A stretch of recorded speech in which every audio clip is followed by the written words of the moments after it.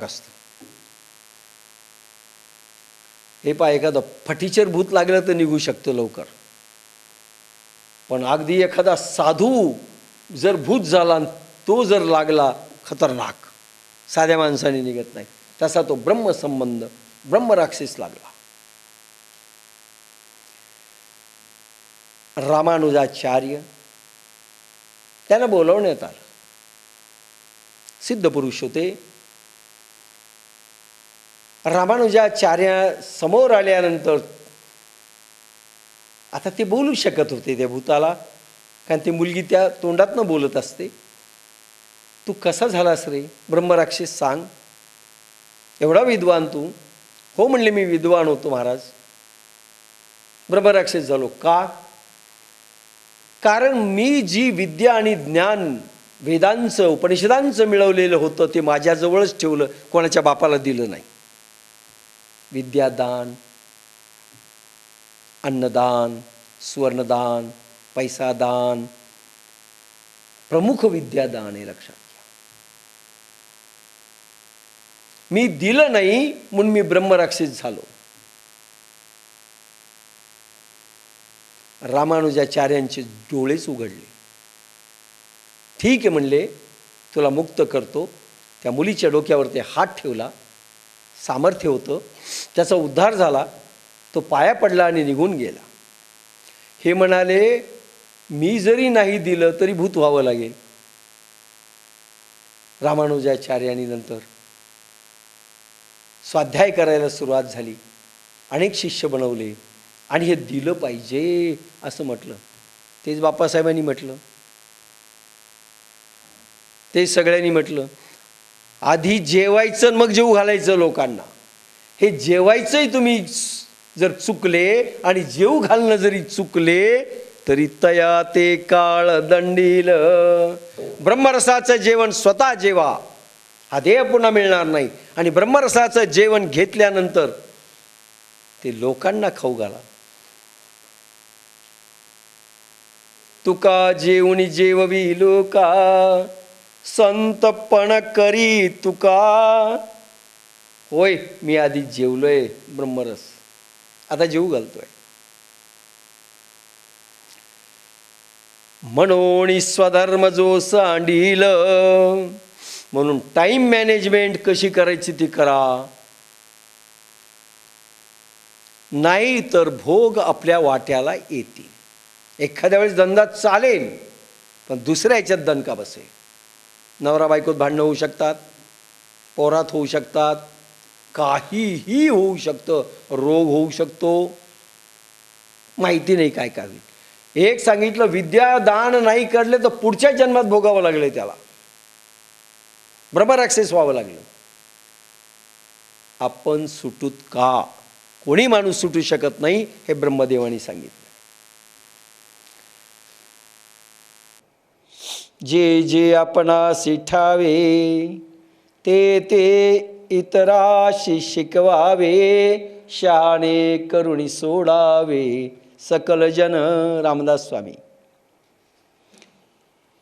विद्यादान, तसंच संपत्तीदान, पैसादान, कन्यादान, 5 जितके दान, सुवर्णदान, भूमिदान या दानामध्ये येतात. पैसा जर दान नाही केला तर तो सर्पच होणार. काय काय नाही केलं तर काय काय होतं. पण ही ओवी अशी आहे, म्हणून स्वधर्म जो सांडील. साधकांचा स्वधर्म काय, सिद्ध पुरुषांचा स्वधर्म काय.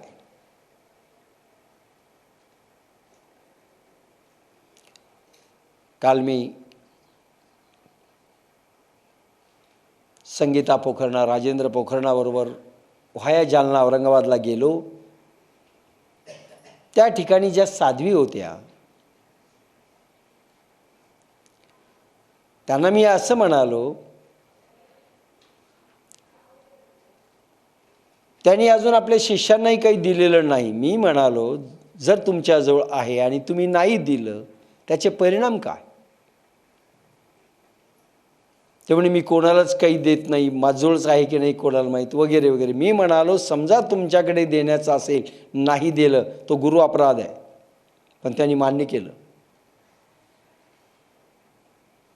ही चुकांची यादी आहे.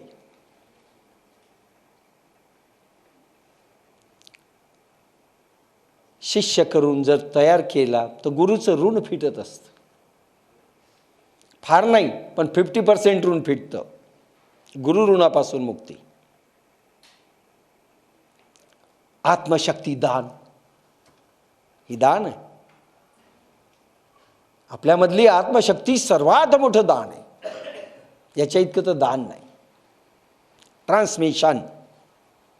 आपण मार्गदर्शन केलं आणि कोणाच्या जीवनामध्ये आत्मशक्तीचं उद्बोधन झालं, भक्तीचा अंकुर प्रसवला. नाही आत्मशक्ती कोणाला दान केली पण भक्तीचा अंकुर जरी प्रसवला, काही त्याला सन्मार्गाला लावलं, ते दान आहे. हे जर नाही केलं तर काय होईल? तुम्ही करू शकता पण केलं नाही. घरच्या लोकांना देखील तुम्ही आणू शकले नाहीत. तुमच्या शब्दाखातर ते येऊ शकत होते, त्यांचं कल्याण झालं असतं. अरे हजारो जन्मापासून ते तडपत आहेत, फिरतायत, अनंत कोटी जन्म घेऊन फिरतायत, आणि तुम्ही त्यांना घरच्याही लोकांना चान्स जर दिला नाही या शक्ती उद्बोधन परंपरेचा, तोही दंडाला कारणीभूत ठरेल. म्हणजे जे तुम्ही करू शकत होता केलं नाही, आणि जे करू शकत नव्हता पण तुम्ही हटकून केलं, जे करायचं नव्हतं ते केलं, आणि जे करायला पाहिजे होतं ते केलं नाही, हे दोन्ही दंडाला पात्र ठरतं. म्हणून स्वधर्म जो सांडील, तया ते काळ दंडील, चोर म्हणून हरील सर्वस्व तयाचे. साधनाभ्यास पूर्ण केला पाहिजे, जीवनाचा टाइम काढला पाहिजे, हाही स्वधर्म आहे. आणि आपण टाइम काढल्यानंतर लोकांनाही मदत केली पाहिजे टाइम काढण्याकरता.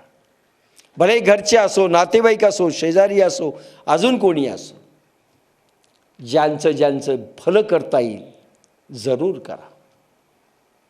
पण भलं करता येत होतं पण तुम्ही केलं नाही. चोर मनोणी हरील सर्वस्व तयाचे. साधना करू शकत होता, केली नाही. कोणाला आणू शकत होता, आणलं नाही. कोणाला शिकवू शकत होता, शिकवलं नाही. काय करतो? ब्रह्मदेव म्हणतात चोर मनोणी हरील सर्वस्व तयाचे. म्हणजे तो भिकारी असेल तर श्रीमंत तर करणार नाही, पण समजा श्रीमंत पूर्वजन्मीच्या पुण्याईनं झालेला असेल, संचित कर्माने त्या पुण्याईनं हा श्रीमंत जरी असेल, त्याला मी इमिजिएट भिकारी करतो. आणि माझा जो संचित कर्मांपासून पुण्यापासून मिळालेली संपत्ती जे काही असेल, त्याची मी तो चोर आहे असं समजून हिरावून घेतो. माझी संपत्ती मी चोराच्या हातात दिली असं समजून मी हरवून घेतो. एकदा मागे उदाहरण सांगितलं होतं की तुकाराम महाराजांची म्हैस चोरीला गेली, आणि म्हणून अनेक नातेवाईकापासून गावातली लोक म्हणायला लागली, करा करा कीर्तनं करा, भजनं करा. नेली ना शेवटी म्हैस, चोरीला गेली ना, विठोबानी तेवढं तर सांभाळायचं होतं. जिजाबाईंनी शिव्यांची लाखोली सुरू केली तुकाराम महाराज. तुकाराम महाराज फक्त पांडुरंगाला एवढंच बोलले, पांडुरंगा, का चोर म्हणून चोरानी नेला ना माल, म्हैस चोरानी नेली. तुकाराम महाराज म्हणाले, देवा माझं काय चुकलं,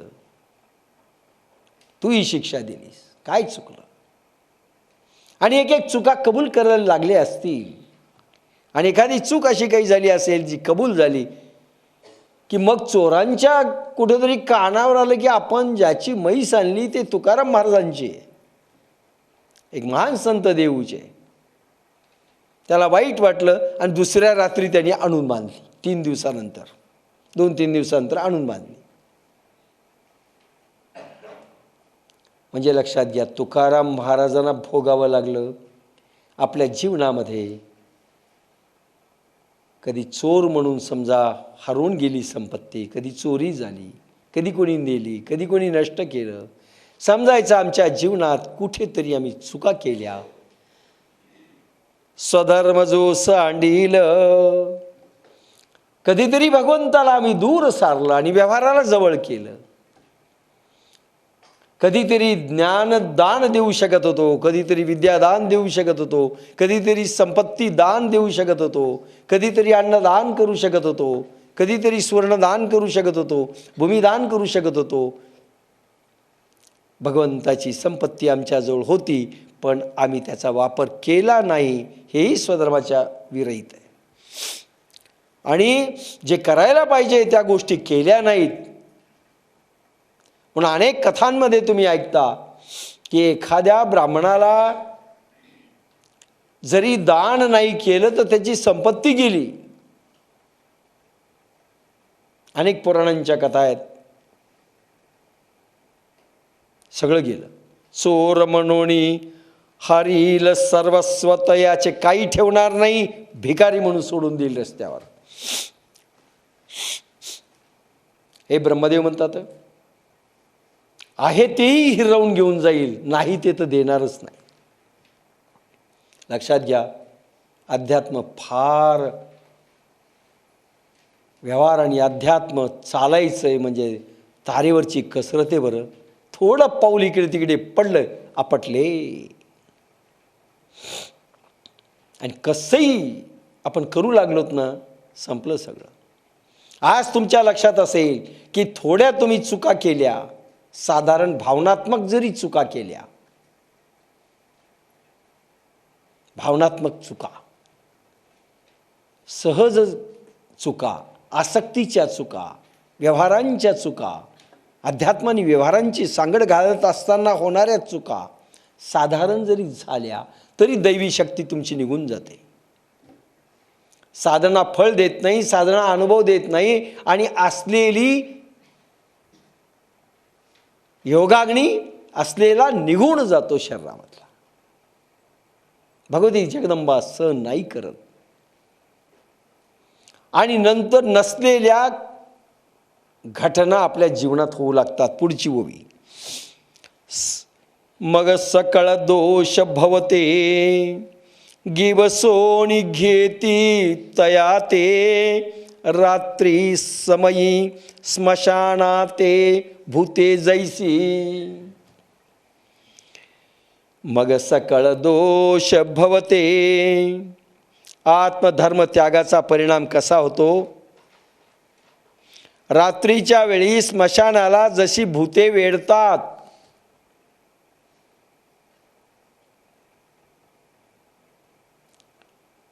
आपल्याला माहीत नाही, आपण काही गेलो नाही पाहायला हवा, पण माऊलींनी इथं सांगितलंय, रात्रीच्या वेळी स्मशानात सगळ्या भूतांचा बाजार असतो. सगळे भूत असतात.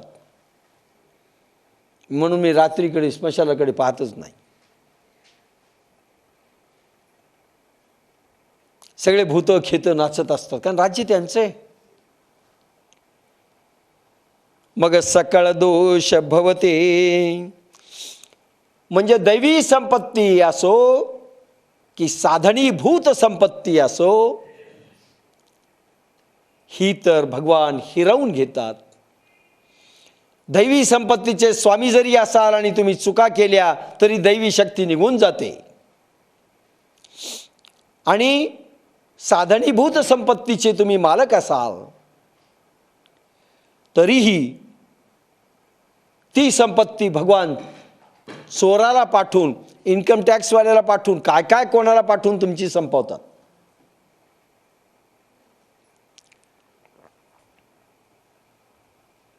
मग सकळ दोष भवते, गिवसोनी घेती तया ते, तेवढं केल्यानंतर बाकीचे दोष याला घेरतात. म्हणजे एवढ्यावर सुटला का, ठीक आहे, दैवी संपत्ती होती, साधनेत मिळवलेली, निघून गेली. यशस्वी ज्ञान वैराग्य ऐश्वर्य आणि धर्म हे समजा निघून गेलं.